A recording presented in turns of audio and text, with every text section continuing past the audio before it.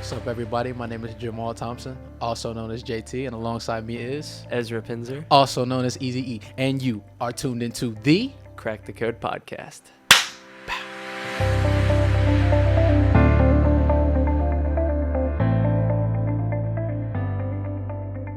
So, Ezra, we had a wild week last week. We had a blizzard that came through Cookeville and knocked everything out. So, we also had some interesting things happen in the code class. News Channel 2 came in and documented the good work that we are doing with Chief Evans and his staff on Tuesdays and Thursdays from 12 to 1:20 p.m.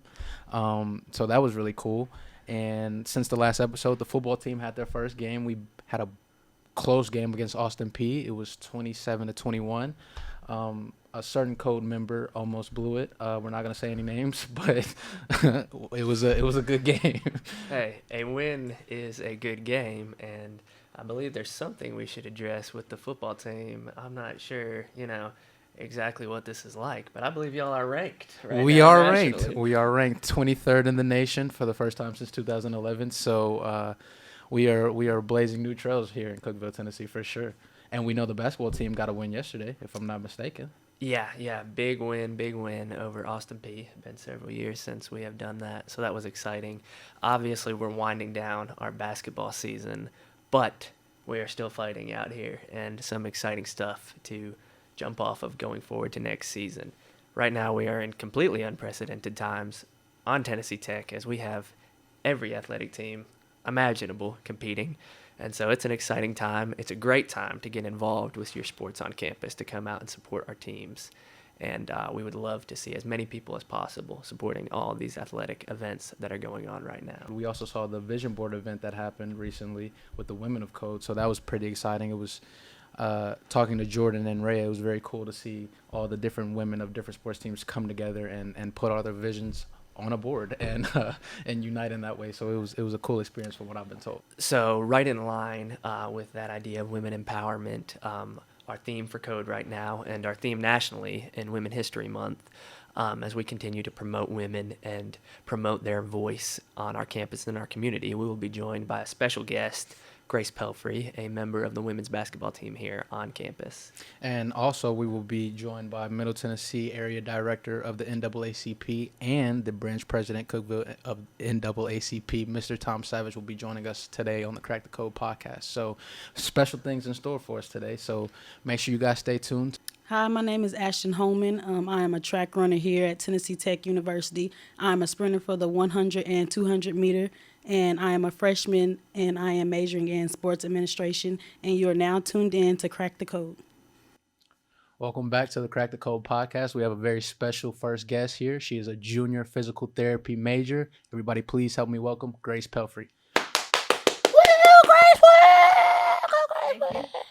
What's up, Grace? How are you? Good, how are you? Everything is going well on my end. So, Ezra, I think you had the first question.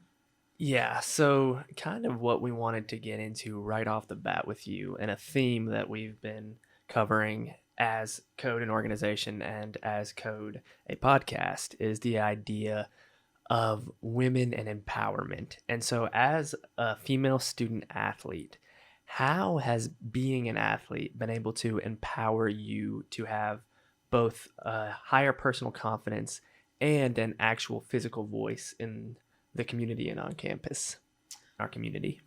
Well, being a part of a team in athletics is already kind of inspires confidence. So knowing that you have a group of people behind you to back you and band together is encouraging. And we talk a little bit about team, right? And the theme of Code is about redefining the defined, changing the narrative behind a student athlete, right? Mm-hmm. So we know that there's a new team on campus, Code, that formed recently last semester and is moving and progressing this semester. And we know you are an integral part of the Code family. So touch a little bit about how being a part of Code has impacted you personally and what it means to you to be a part of the Code family. Being a part of Code has been a really cool experience because it empowers the voice just for speaking up, especially in regards to the Black Lives Matter movement we saw last couple months ago. A lot of people have been like, oh, I'm glad it's finally over. And it's not over, actually. It's just getting started. And I think that the more we bring awareness to that and use each other's voices to back off is just going to get the voice louder and get the awareness out there that we need. Absolutely. So, Grace, as a white member of a sport that is predominantly black athletes, and as getting to have a chance to be a minority in this situation, how do you think you can support your teammates or any black individuals on campus? Because you talked about the idea that this is not over. This is a fight that's just beginning. What does that support look like going forward as you take a role as a minority on your team? I think the biggest role I can take is listening, and just sitting back and hearing what they have to say, because the best thing I can do is just gain awareness and learn, grow, and get better, and just try to understand what my teammates are going through, because as being a minority, I don't know how it feels to be in their shoes. So I think just listening and just paying attention. And we talk a lot about empathy. You're speaking about empathy and how important it is to listen and understand that, you may have a different perspective, but you can still be there for your teammates, right? And a part of being a student athlete that we have learned is using our platform in the correct way. So we saw the women in the WNBA use their platform and use their voice to create real change and change ownership of a team. So can you speak about how being a woman and being an athlete, one, coincides, and two, how using your platform can affect real change? Yep.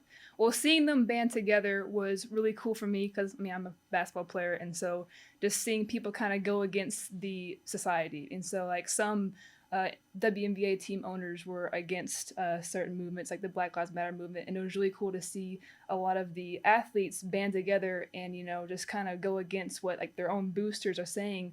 And so the fact that they take that stance against like people that are over them is inspirational, and just the importance of getting their voice heard was pretty cool to see. Absolutely. And then so recently this week we saw 27 senators come out and say, the First Amendment right essentially does not protect athletes under when you are representing a university, right? So that caused a bit of a stir up, and they sent it to each respective university in the state of Tennessee. So can you speak a little bit about what that means to you and how you feel your First Amendment right can impact real change within in the community and even abroad? I think everyone has the right for their voice to be heard peacefully. And I don't agree at all. I think they're kind of just changing it to fit their own needs. Everyone should have the right to peacefully protest and speak their mind in a respectful way. And I just think that the athletes have done that, and their voices are trying to be silenced by people that are over them. Yeah, I think that the issue, in a sense, and basically what you just touched on, is if you are a regular student, nobody is telling you not to protest in this manner. The fact that you are an athlete and the fact that you have earned this stage, you've worked to be at the position that you are, you have gained a spot in the public spotlight, should not somehow affect your freedom to express yourself, to express your beliefs.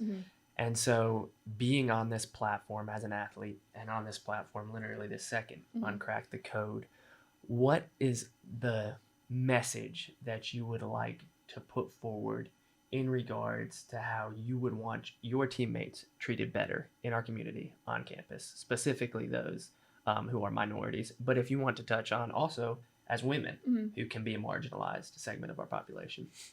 I think just like the main idea is just to listen. I think more people just need to listen and just have respect for everyone's voice and their opinions. And so, but for like my teammates and for women in general, I just think listening brings more awareness.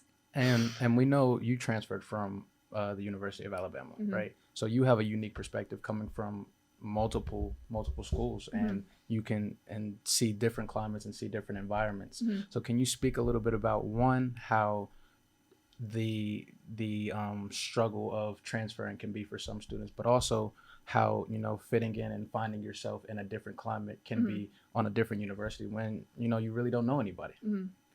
Well, I've moved around a lot, as you just said, and so definitely fitting in is one of the hardest parts, because like you don't know if you're going to be accepted. What role am I going to play? At Alabama, I was in the minority, and the majority were Black women, and it was really cool because like the thing here is now that I'm the majority, and the situation and awareness of like what's going on was different because obviously at Alabama I kind of had more perspective because my teammates would talk about it more, and I could just relate to them because I was in the minority, and so I always got to listen. And not that we're not talking about it here, but like it just seemed a little less important, and that maybe my black teammates don't feel as comfortable. So I just think making sure that everyone is going to be heard and respecting each other is just something that really needs to be emphasized. So as we wrap up and we come to an end, I have to end it with our signature crack the code question, right? Mm-hmm. So you're a junior. Yep. You are in your major. You are progressing. Mm-hmm. So if you can look back on Grace Pelphrey as a freshman coming into the University of Alabama, what would you say to her? I would say don't be afraid and just open up your eyes and be grateful for the opportunities that are presented, because I think every day opportunities are presented to you and you have a choice to either explore them or shy away from them.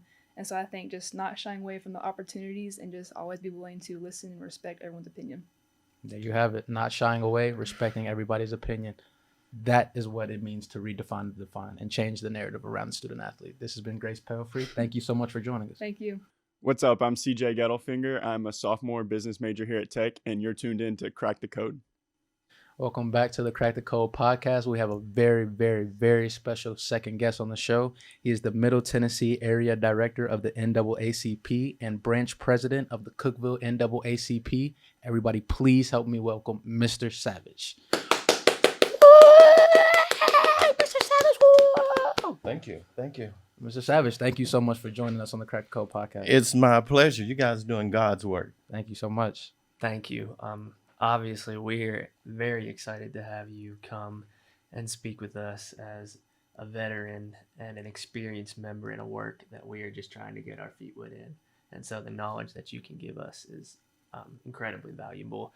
We want to jump right in and start hearing what you have to say. But to get things started, give some background about what your role and what the role is of the NAACP for those who might not be completely familiar with the organization who are listening. Absolutely. Well, first, I will tell you this. We're celebrating the 112th year of the NAACP on February 12th. Yeah.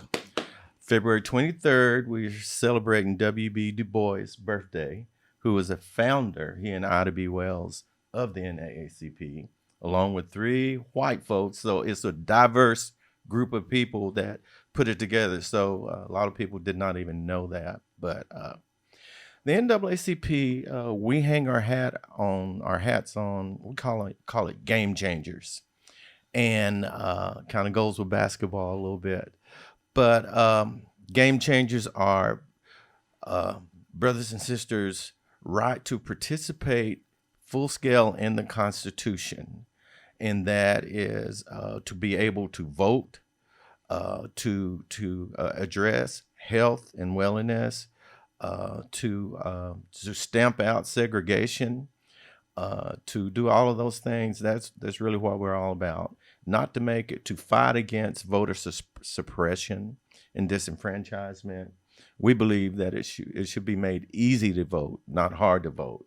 And we haven't really been voting that long, if you consider 1964 until 2021, just really about 50 years. So, Right. Not where we want to be, but we're not what we used to be as being in the NAACP. So Absolutely. And that's a perfect segue into my question. So we know you've been in the Cookeville community for quite some time now, right? You've seen Tennessee Tech grow. We've seen Cookeville grow, right? So can you touch a little bit about how the Cookeville community has evolved, whether it be inclusivity or diversity, or just even in the fight against racism within the Cookeville community? Can you touch a little bit about the evolved state that Cookeville has become in the last few years? In the last few years, I think that Cookeville's kind of been laid back a little bit.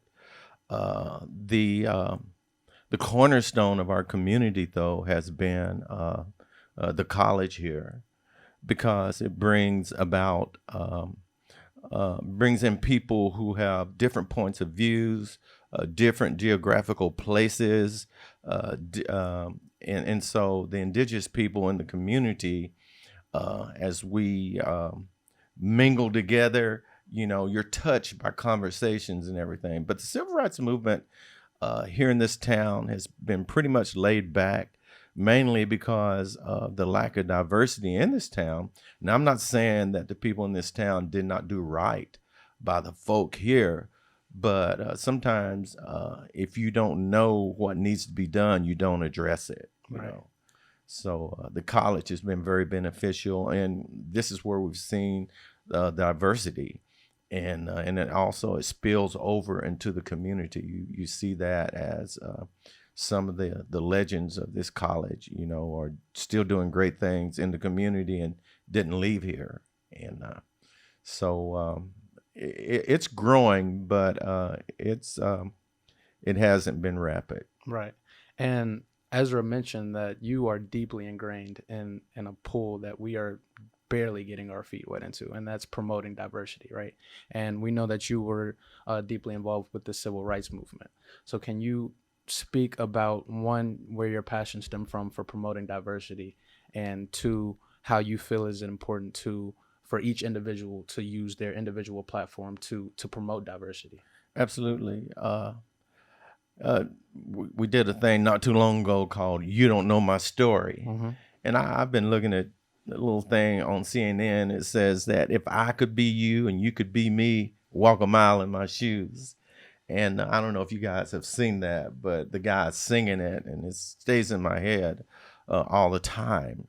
And so my story stems from actually how I grew up. I'm 68 years old, so I came out of I'm post Jim Crow, and so I can actually say that I rode the back of the bus, played baseball, and if I hit a home run, I got a banana split, but I had to go to the back of the Dairy Queen to get it. You went to the upper room at the theater, and we just had to do stuff back in that area. There was no one to speak up, to build those coalitions, to say, hey, there's something terribly wrong about this. And so later on in life, my background is in labor unions and in civil rights. There was an awakening that came upon me that said that something is terribly wrong about this situation. And so therefore, I need to use the platform that I'm on to enlighten another brother or a sister, to help them, to orientate them, to starve their fear about participating in the civil rights movement, because it's almost prophetic that it's going to be needed actually for such a time as this. And so that the platform that I was on prompt me to tell the story to someone, to enlighten them about civil rights, and to talk about things that were tough conversations, to encourage them to participate, to vote, to register people to vote, to take their souls to the polls and make sure that person did vote. But we didn't tell them how to vote. We wanted to give them all the issues so that it could be the best that they can be when they do vote. And to build coalitions of people that would actually look like us, you know, because our strength is in our diversity. And there's so many people who share our values and have compassion for what we are doing and where we need to go and where we need to be, and to create that coalition for collective action is what I've been trying to do. And that's one reason I started the NAACP branch here. Wow. Well, I think hearing you talk about things like literally sitting on the back of the bus, literally not even being able to go to a restaurant and eat like me because we have a different amount of melanin in our skin, puts things in perspective. It gives you a wisdom, it gives you a knowledge base that we don't share. And so that's something that we can appreciate. And what that would lead me to ask you, obviously, you did a tremendous job promoting change. There were laws, there were physical changes in our nation that came about because of people like you and the actions that were taken. Now, for people my age, for JT and I, the issues that we are facing are in many ways not so much legal issues. There are not as many laws that we are looking to be altered. It is a person-to-person interaction basis, dealing with biases, dealing with things that we don't even know we basically judge people on. How do you think this movement looks moving more into an era where we are dealing with under the surface issues and person-to-person relationships as opposed to government policies? Well, I think person-to-person relationship is the key, because you're actually purging from the inside. And, you guys who are ball players and stuff like that, the team concept means so much, and you have each other's back in that regard. And so I think that individual assistance and conversation and one-on-one experiences. So when you consider, you and JT and Coach Marcus, you guys, I can tell that you're connected. And so you probably would want to know about your unconscious biases so that you could be a better person, and so you can deal with another brother or a sister in a better way. The end result is that you want to get away from all the junk and press on to the future. And so I need to know what you're saying at home when you're away from me in regards to social justice and racial injustices and stuff like that. And you need to come back and tell me and say, well, it's not going that well. And I need to tell you what's going on in my household with my brothers and my group of people. And we mingle those thoughts together and come up with a solution and not spin our wheels. I think that's what that would have been the solution with the gray area stuff. I mean, on paper, it says that we all free, but, we still haven't really addressed systemic racism. A lot of people don't even believe in systemic racism, but it's there and it's live and kicking. And that's the heart of that's the major malfunction in our society today is systemic racism. Until people have an understanding of that, they don't know our story, and they cannot give the prescription to us to get us well in that regard. First off, Mr. Savage, hearing you speak is an honor to me. Like I truly am in awe, and hearing, your background and the stories that you're sharing with us. I can't express to you how thankful I am for that. Looking at the trail that you and many others before Ezra and myself blazed, and seeing the obstacles that you had to overcome, and now looking at where we are today in the fight against racism and the promotion of diversity. Are you encouraged by the work that you see young people doing in today's society? And what is your message to the young people who are trying to, blaze new trails in the same way that you did in today's world? Well, the young folk is the new civil rights movement. I am actually encouraged. It's the old folk like me that are promoting all the junk out here. The baby boomers. I'm 68 years old. And so people in my age group are really the folk who are not getting over it. But people like you and Ezra and my grandson and my grandkids, they get it. During Black Lives Matter, you saw a diverse group of people protesting because of, NAACP says we done dying. And so we see our white brothers and sisters and black brothers and sisters coming together. In most cases, it was more white people. And now when you look at families, they're diverse, and my grandkids are biracial kids and some are not. And so they know their cousins and their friends, and they got each other's back. And so I think the potential to get over this is with the young folks. And that's why I want a hands-on approach with young folks. First of all, I don't want to get in their face and try to tell them what to do. You got to really have conversation with them. I found out that when you speak to them politically, just because you're a Democrat don't mean that they are going to be one. Right. You're going to have to explain to them why you are this and give them all the information so they can make their decision. But this nation is in good hands from what I see. We just got to make sure that the flower in young folks that we see, that we make sure that we water it properly so it blooms into something beautiful. So our hope is in the youth. That's very encouraging, obviously, to hear you say that you see something or other in folks our age. One thing that you touched on that just really is awesome to me is talking about how diversity is not something that needs to be seen as divisive. Diversity is what leads to change, and obviously change is the avenue for growth. And I think that is a principle that applies regardless of what stage we are in a movement for social justice or movement for civil rights.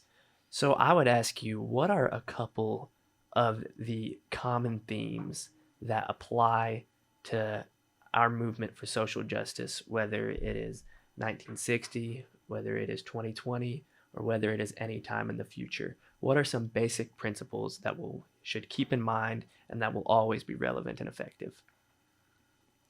Well, my basic principle, I think, is dialogue, is to build coalitions with like-minded organizations and to have that watchdog approach, and also to be open to other diversified other groups who that are coming into play in our society, and welcome them in, and don't be so tribal, but understand their culture.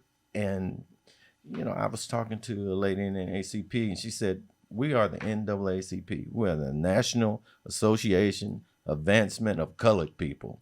So our world is all colored, and we don't agree with everybody on everything, but we look to find that area that we can agree on that would be beneficial to us as a society.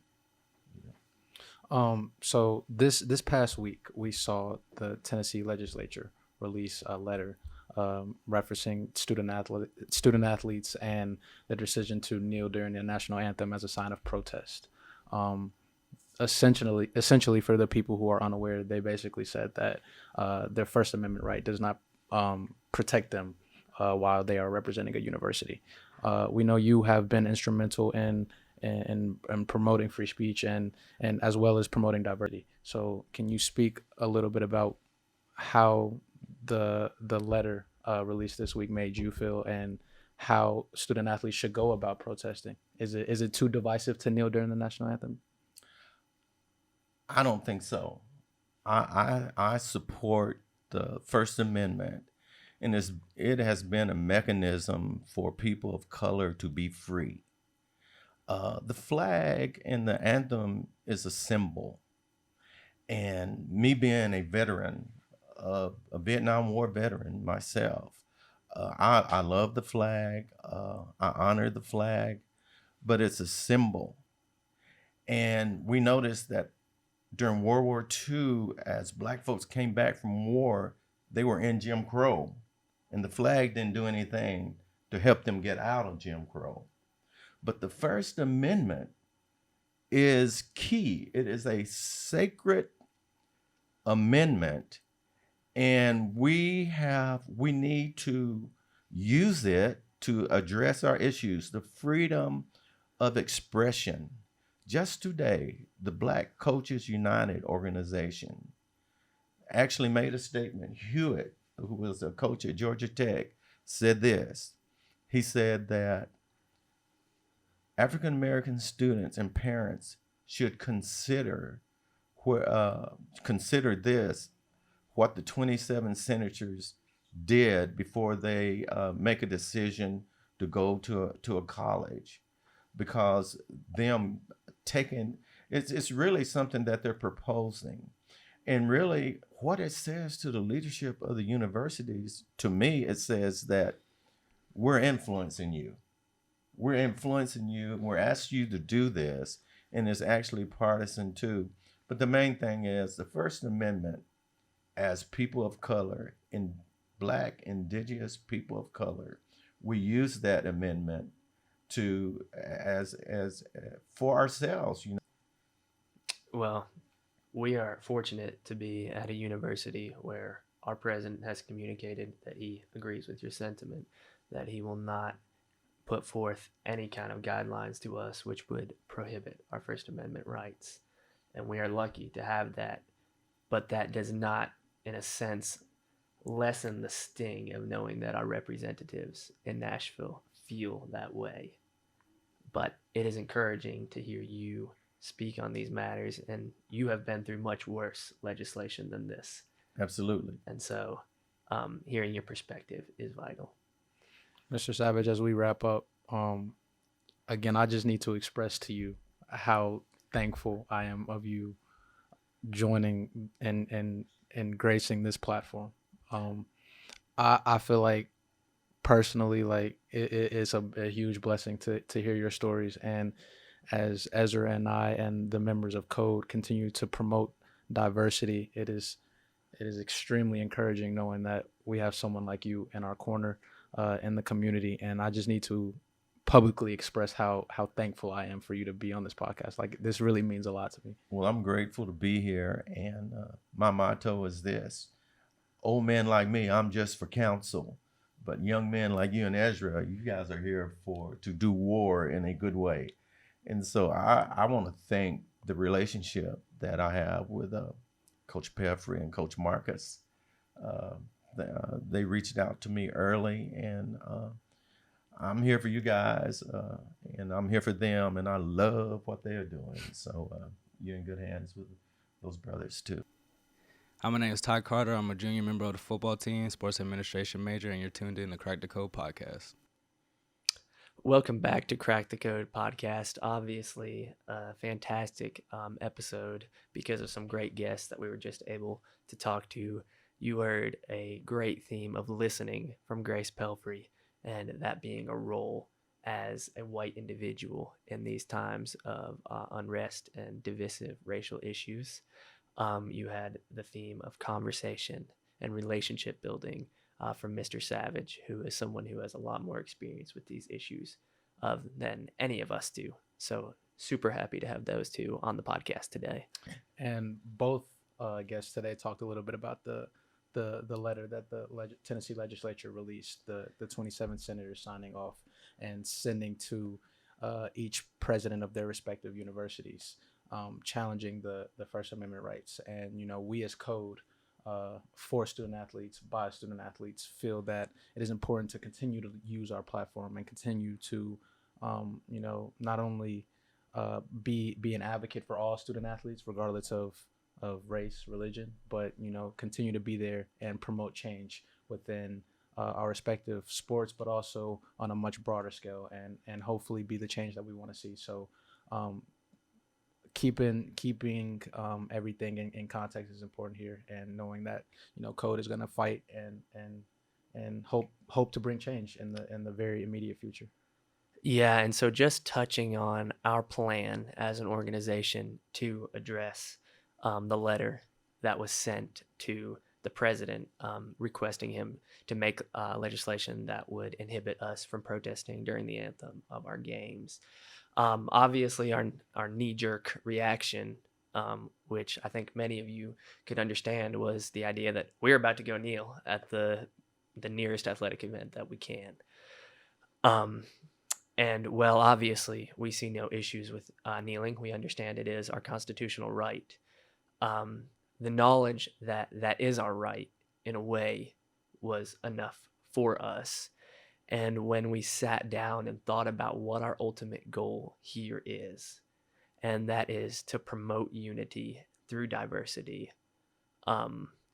we simply did not think that kneeling was the most productive thing that we could do. We thought it would have been a direct response to inactions of the senators, and we do not want to formulate our actions simply by the actions of others.